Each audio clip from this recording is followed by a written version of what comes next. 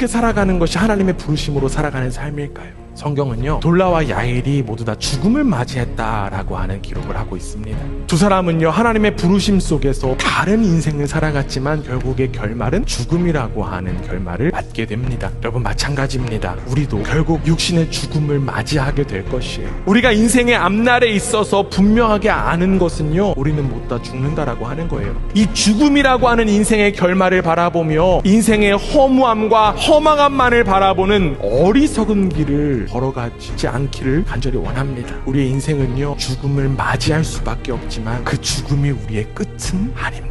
하나님의 부르심으로 살아가는 이들에게 인생의 처음과 끝은 하나님으로 귀결되기 때문에 그렇죠. 즉, 우리가 어디에서 왔고 어디로 가는 존재인가를 분명하게 아는 것이 너무나도 중요하다는 것입니다. 철학자 하이데거는요, 오늘날 사람들이 이렇게 이야기합니다. 아인백과 아우스백을 잃어버렸다. 입구와 출구를 잃어버렸다라고 하는 거예요. 그래서 자신이 어디로 가야 하고 무엇을 하고 살아가야 되는지도 모른 채 살아갑니다. 그런데 우리는 달라요. 모든 생명이 하나님께로부터 와서 하나님께로 간다라고 하는 사실을 분명하게 아는 이들의 삶은 다릅니다. 그리고 그 생명을 온전히 나타내 주시고 보여주신 분이 계세요. 예수 그리스도입니다. 예수님은 하나님을 가리켜 자신을 보내신 분이라는 표현을 했습니다. 예수님의 삶은요, 보내신 분의 뜻을 이루는 삶이었습니다. 그것이 전부였어요. 그래서 예수님은요, 십자가에서 마지막으로 이러한 고백하시잖아요. 다 이루었다. 마침내 하나님의 뜻을 온전히 이루셨기 때문에 그러한 말씀하신 것입니다. 그렇기 때문에 예수님의 인생, 예수님의 죽음은요, 패배가 아니라 하나님의 부르심을 온전히 이룬 자의 아름다운 귀환이 된 것입니다. 예수님의 생명이 담겨진 우리에게도 예수님을 닮아가는 삶이 허락되었어요. 예수님도 생애를 통해서 하나님의 부르심을 이루셨듯이 우리도 우리에게 허락된 인생을 하나님의 부르심을 이루는 삶을 살아가야만 합니다. 결국 우리에게 담겨져 있는 생명이 바로 우리를 향한 하나님의 부르심, 소명이라고 하는 거예요. 그래서 나의 생명이 바로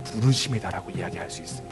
하나님은 우리 한 사람 한 사람을 이 세상에 보내시면서 해야 할 일을 허락하셨어요. 하나님의 부르심 속에서 우리는 무슨 일을 해야 될까요? 멀리서 찾을 필요 없습니다. 어렵게 생각할 필요도 없습니다. 우리가 해야 될 것은 바로 지금 여기에서입니다. 지금 여기에서 일어나 하나님의 마음을 품고 하나님의 구원을 위해서 살아가는 것, 그것이 바로 우리 가운데 허락된 부르심의 자리입니다. 그 삶이 바로 돌라의 삶이었고요, 우리에게 허락된 삶일 줄 믿습니다.